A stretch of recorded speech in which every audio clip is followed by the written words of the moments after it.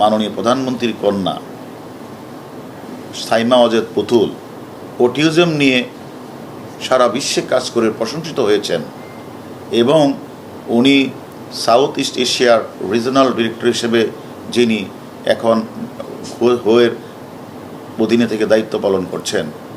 আর সেই দেশেই অটিজমের নাম ধারণ করে কিছু অসহায় গরিব বয়স্ক বাক প্রতিবন্ধীহীন প্যারালাইজড ভারসাম্যহীন মানুষগুলিকে সে বিভিন্ন জায়গা থেকে কালেকশন করে অটিজমের নাম দিয়ে ফেসবুক ফলোয়ারে বিভিন্ন মানুষের কাছ থেকে টাকা কালেকশন করে সেই টাকাগুলি নিজে আত্মসাৎ করছেন। গতকাল ডাক্তারকেও জিজ্ঞাসাবাদ করেছি, আজকে তার ওয়াইফকেও জিজ্ঞাসাবাদ করেছি। যে বিষয়টা হচ্ছে, ডাক্তারও কালকে বলেছে যে তার নামে যে সার্টিফিকেট দিত বা সার্টিফিকেটের সিল এবং স্বাক্ষর দিতেন সে তার কোনোটাই জানতেন না, ওটা ডেথ সার্টিফিকেট বিষয়টা। আর মাসে তাকে একবার নিয়ে আসতো, আইসা তো সে তাকে ঘুরাই নিত, সেই হিসাবে তাকে 12,000 টাকা দিত, এই কথাটা সে বলেছে। তবে এই ধরনের যে সে একটা জালিয়াতি করেছে, তার নামে ডেথ সার্টিফিকেট বানিয়ে সিল এবং সই জাল করেছেন, সেটা সব কিছুই জানতেন না। আজকে তার ওয়াইফকে জিজ্ঞাসাবাদ করা হয়েছে। তার ওয়াইফ যেটা বললেন যে তার স্বামী যে এ ধরনের ন্যাক্কারজনক অপরাধগুলি ঘটনা ঘটিয়েছে, এই যে টর্চার সেলে নিয়ে যেভাবে তাকে আমরা ছবি দেখিয়েছি পিটানোর দৃশ্যটা, এইটা আসলে একজন অনাথ অসহায় বাক প্রতিবন্ধী মানসিক ভারসাম্যহীন মানুষগুলিকে এভাবে পিটানো মোটেও ঠিক হয় নাই। তার বিচার এই জন্য তার বিচার হতে হবে, এই কথাটা উনি বলেছেন। আর ওনাকে বলা হলো যে আপনার স্বামীর অ্যাকাউন্টে তো এখনও 1,85,00,000 টাকা আছে এবং এই টাকাগুলি কোথা থেকে পেতেন? তখন উনি বলল যে আমাকে তার অ্যাকাউন্ট কোথায় আছে বা অ্যাকাউন্টের সাথে আমার ফাউন্ডেশন আছে, কোনোটার সাথে আমাকে সম্পৃক্ত করে নাই। আমি সরকারি চাকরি করি, সে কোনোটাই আমাকে সম্পৃক্ত করে নাই। অর্থাৎ এবং সে এটাও তাকে আমি বললাম যে এই যে কোনো এতগুলি রোগী ধরলেন, রোগী বললাম যে তারা বাক প্রতিবন্ধী, তারা বৃদ্ধ, তারা প্যারালাইজড, এই মানুষগুলি এখানে যে থাকে তাদের তো প্রায়শই ডাক্তারের প্রয়োজন হয়। সে যে কোথাও কোনো দিন ডাক্তারের কাছে নিত না, সে সম্পর্কে তো আপনি তো একজন নার্স, আপনাদের তাকে দামাইকে বলতে পারতেন। সে বলছে আমি তাকে বললেও তো সে আমার কথা শুনতো না। এইভাবে আমরা মিল্টন সমাদ্দারকে আমরা জিজ্ঞাসাবাদ করছি। জিজ্ঞাসাবাদে আসলে ভয়াবহ লোমহর্ষক সব ঘটনা বের হয়ে আসছে তার কাছ থেকে। এবং যে ছেলেটা ওই উজিরপুর থেকে বাবাকে পিটিয়ে ঢাকায় এসে ওষুধের দোকান থেকে চুরি করে তারপরে সেখানে এসে হঠাৎ করে তিনি সেখানে একটা বৃদ্ধাশ্রম, অর্থাৎ অসহায় গরিব শিশু, বৃদ্ধ, প্যারালাইজড, বাক প্রতিবন্ধীহীন, তারপরে হলো মানসিক ভারসাম্য মানুষগুলিকে সে বিভিন্ন জায়গা থেকে কালেকশন করে সেটা দেখিয়ে তিনি তার যে ফেসবুকে ফলোয়ারদের মাধ্যমে সে টাকা ইনকাম করতেন, বা টাকাগুলি সে খরচ করতেন না। অন্যদিকে ওই গরিব অসহায় মানুষগুলি যে চিকিৎসার জন্য অনেক সময় অপারেশনের প্রয়োজন হতো, হয়তো পচন ধরেছে হাতে, সে হাতও কেটে ফেলতো, আঙ্গুল কেটে ফেলতো, ব্লেড দিয়ে সে কেটে ফেলতো, এই যে রক্ত বের হতো এবং সে শেখা এবং এই যে ব্লেড ছুরি দিয়ে কাটাছেঁড়া রোগীরা যে কষ্ট পেত, আর্তনাদ করত, এই মাদকাসক্ত মিল্টন পৈশাচিক আনন্দ উপভোগ করতেন। এবং সে একরকম সাইকোপ্যাথিক একটা মানুষ, সে কিভাবে মানবতার ফিরিওয়ালা হলেন আমাদের বোধগম্য নয়। এবং সে কিন্তু স্বীকার করেছেন তার অপারেশন থিয়েটারে ছুরি আছে, ব্লেড আছে, এগুলো আমরা উদ্ধার করেছি, এগুলো দিয়ে সে করতেন, সে নিজেও স্বীকার করেছেন। এবং টর্চার সেলে যে সে মানুষগুলিকে যে পিঠাতেন, সে তাদেরকে বানর অভিহিত করতেন এবং তাদেরকে পিটিয়ে সে নিস্তেজ করতেন। এইগুলি আসলে শুনতেও খারাপ লাগে। মিল্টন সমাদ্দার তার এই যে একদিকে বানর আবার অন্যদিকে তাদেরকে নিস্তেজ করতেন। বাট তারা কারণ স্বাভাবিক কারণেই এই অটিজম বাচ্চা বা মানসিক ভারসাম্য মানুষগুলি, অসহায় মানুষগুলি অনেক সময় হয়তো বা মানে আইন শৃঙ্খলা না থাকারই কথা, তারা হইচি করলেই সে তাদেরকে পিঠাতেন।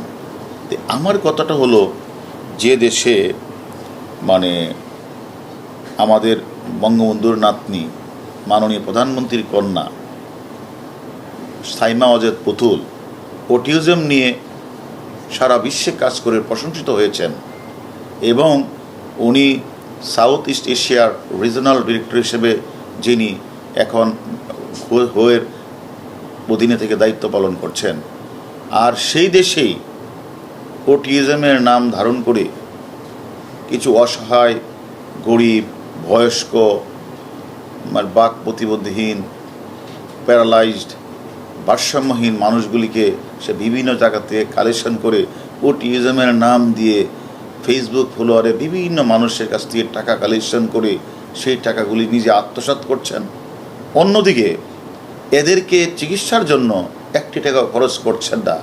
এটা একটা ভয়াবহ অপরাধ এবং আমি কোনি এদের উল্টো তাদেরকে টর্চারের পরিমাণটা তিনি বেড়ে দিয়েছেন। আরেকটি কথা, যে কথাটা স্বীকার করেছেন, সে নিজেই যে ডেথ সার্টিফিকেট তো বানাতেনি, তাহলে যে 900 লোকের কথা সে বললেন, 900 লোকের রাতের অন্ধকারে জানাজাবিহীন তাদেরকে সে যে কবরের কথা বললেন, এই যে একটা অপরাধ, যে এই জিনিস লোকগুলি কারা, তাদের তো খোঁজখবর নেওয়া, তাদের তো আত্মীয় স্বজন আছে, একটু খোঁজখবর না দেওয়া, থানার মধ্যে জিডি না করা, হাসপাতালগুলিতে প্রেরণ না করে, এই যে নিজের ইচ্ছা মতো এই যে ভয়াবহ যে অপরাধগুলি উনি করেছেন, আমি মনে করি এগুলি আমাদেরকে খোঁজ নিতে হবে এবং তাকে জবাবদিহিতা করতে হবে যে এই লাশগুলি কোথায় গেলেন।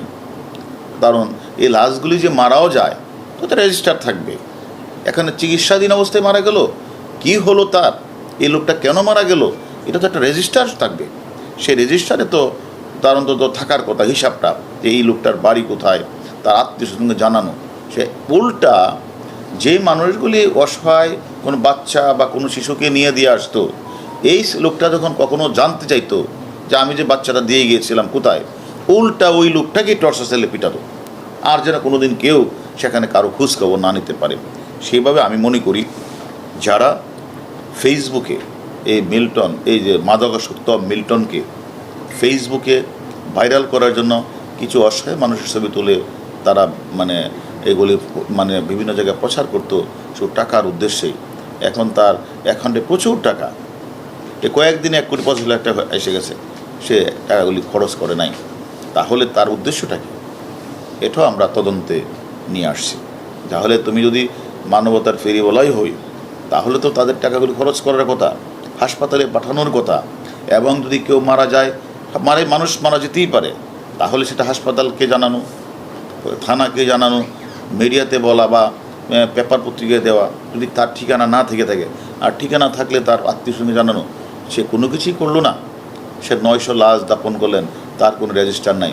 সে এখন বলে যেটা আমাদের স্বীকার করলেন, তা আসলে 900 লাশটা আমি বলেছি যে এটা বললে আমি দাপন করেছি, এটা বললে আমার কাছে ফেসবুকে প্রচুর টাকা আসবে। আসলে এত না, আসলে মারা গেছে 135 জন বা 40 জন। তাহলে 135 জনের রেজিস্টারি নামটা দেখাও। তা আসলে সে যে আরও আমাদের তদন্ত বাকি আছে, আমরা তাকে জিজ্ঞাসাবাদ করব যে টাকাগুলি কোথায় পাচার করেছেন, সে কেন পিটাতেন, সে কেন মানে ডাক্তার রাখতেন না, সে কেন এদেরকে হাসপাতালে পাঠাতেন না, এগুলি আমরা তার কাছ থেকে আরও তথ্য নিব। আমি মনে করি যে আজকে যে অসুস্থ হয়ে মানুষ হাসপাতালে আসে, আর যদি এই মিল্টন এই যে এতগুলি মৃত্যুর ঘটনা, এই সবগুলি জবাবদিহি ঘটনা তাকে করতে হবে। মিল্টন সমাদদারের যে বিরুদ্ধে যে অভিযোগ, সেই অভিযোগের সাথে তার স্ত্রী কোনো সম্পৃক্ততা পেয়েছেন কিনা?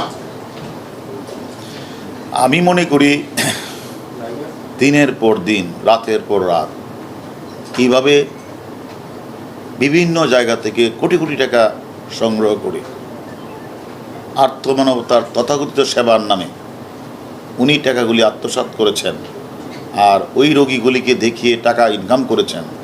অন্যদিকে সেবা তিনি দেন নাই, ডাক্তারের কাছে পাঠান নাই, সে নিজে একজন নার্স, সে স্বীকার করেছে সেখানে যেতেন, তাহলে এই যে অনিয়মগুলি হয়েছে এই অনিয়মগুলির বিরুদ্ধে উনি তো কোথাও কোনো প্রতিবাদও করেন নাই, থানাকে অবগত করেন নাই, কাউকে অবগত করেন নাই।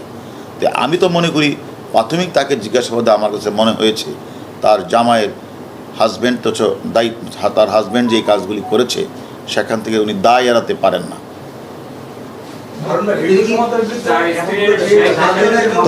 তবে দায় এড়াতে পারে না। তবে সে যে কথাগুলি বলেছেন যে সেখানে উনি ফাউন্ডেশনের টাকা পয়সা যে আসা, এখানে যে যত কিছু রয়েছে কোনো কিছুতে তার নাম নেই।